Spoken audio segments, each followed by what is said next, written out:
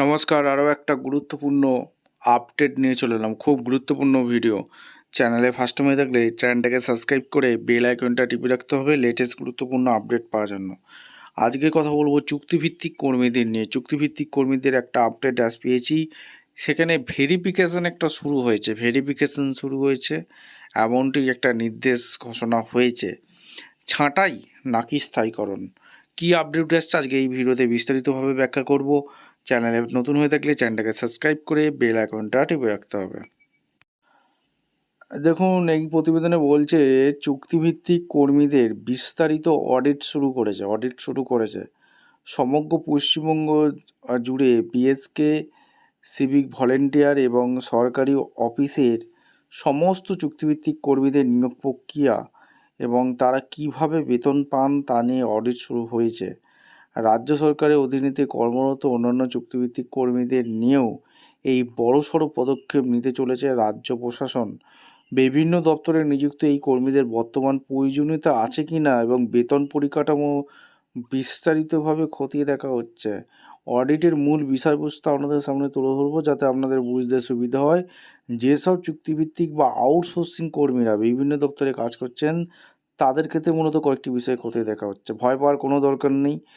অর্থাৎ যারা ট্রেজারির মাধ্যমে টাকা পায় তাদের এটা বলা হচ্ছে না। যারা আউটসোর্সিং মানে থার্ড পার্টি এজেন্সির মাধ্যমে যুক্ত তাদের কথাই এখানে বলা হচ্ছে। বোঝাতে পারলাম? বর্তমানে প্রয়োজনীয়তা আছে কি না, এত আউটসোর্সিং কিসের জন্য হচ্ছিল এবং বর্তমানে সংশ্লিষ্ট দপ্তরগুলিতে এত সংখ্যক চুক্তিভিত্তিক কর্মীর আদৌ প্রয়োজন আছে কি না, নাকি তাদের ছাড়াই কাজ করা সম্ভব তা অডিট করে দেখা হচ্ছে। নিয়োগ প্রক্রিয়াও কোনো এজেন্সি বা থার্ড পার্টির মাধ্যমে তাদের নিয়োগ করা হয়েছিল এবং তাদের ফান্ডিং বা বেতন কিভাবে তাদের কাছে পৌঁছাচ্ছিল সেই পুরো বিষয়টি এই অডিটের আওতাভুক্ত থাকবে। নজরে কোন চুক্তিভিত্তিক কর্মী আছে? বাংলা সহায়তা কেন্দ্র বিএসকে এই অডিটে বিশেষভাবে নজরে রাখা হয়েছে। বাংলা সহায়তা কেন্দ্রগুলিকে বিএসকে প্রতিটি জেলার বিভিন্ন অফিসে প্রায় 3 জন করে কর্মী কাজ করতেন এবং বহু সংস্থা এখানে লোক সরবরাহ করেছিল। এই কর্মীদের কিভাবে নিয়োগ করা হয়েছিল এবং তাদের পেমেন্ট কিভাবে দেওয়া হতো তার উপরে কড়া নজর রাখা হচ্ছে। ইতিমধ্যেই প্রতিটি দপ্তরকে যত তাড়াতাড়ি সম্ভব এই অডিট প্রক্রিয়া সম্পূর্ণ করে রিপোর্ট জমা দেওয়ার নির্দেশ দেওয়া হয়েছে। এই অডিট রিপোর্ট জমা পড়ার পরেই কর্মীদের বেতন কাঠামো এবং অন্যান্য পরিকাঠামোগত বিষয় নিয়ে পরবর্তী চূড়ান্ত পদক্ষেপ গ্রহণ করবে রাজ্য সরকার।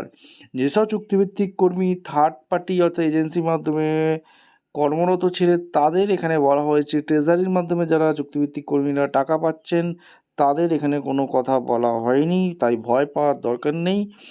এবার আপনাদের মতামত অবশ্যই কমেন্ট করে জানাবেন। যেসব চুক্তিভিত্তিক কর্মীরা এজেন্সির মাধ্যমে নিয়োগ হয়েছিলেন তাদের কি ছাঁটাই নাকি কোনো স্থায়ীকরণ বা কিছু সরকার করতে চলেছে তার জন্য অডিটটা করছে? আপনাদের মতামত অবশ্যই কমেন্ট করে জানাবেন। দেখা হচ্ছে কোনো পরবর্তী ভিডিও। ধন্যবাদ।